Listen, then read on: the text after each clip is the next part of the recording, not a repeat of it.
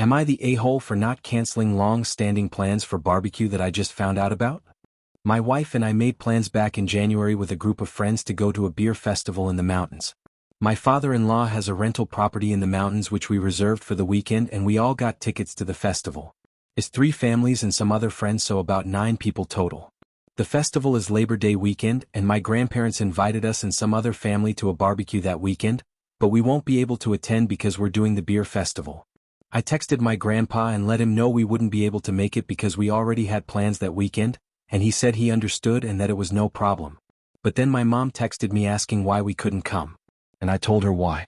She told me she's very disappointed, and that I need to make this barbecue a priority and that I should cancel the plans to go to the beer festival.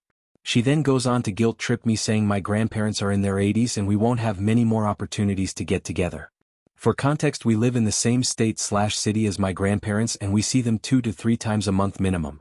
She told me a beer festival is not a good reason to blow off my grandparents and that I need to reconsider my priorities.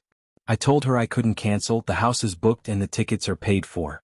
And I told her that if it was just our family and no friends going, that we'd forego the festival and come to the barbecue, but that I didn't think it was fair to our friends to cancel long-standing plans for a barbecue that we just found out about, not to mention telling them that they'd either have to eat the cost of the tickets, or find a different place to rent.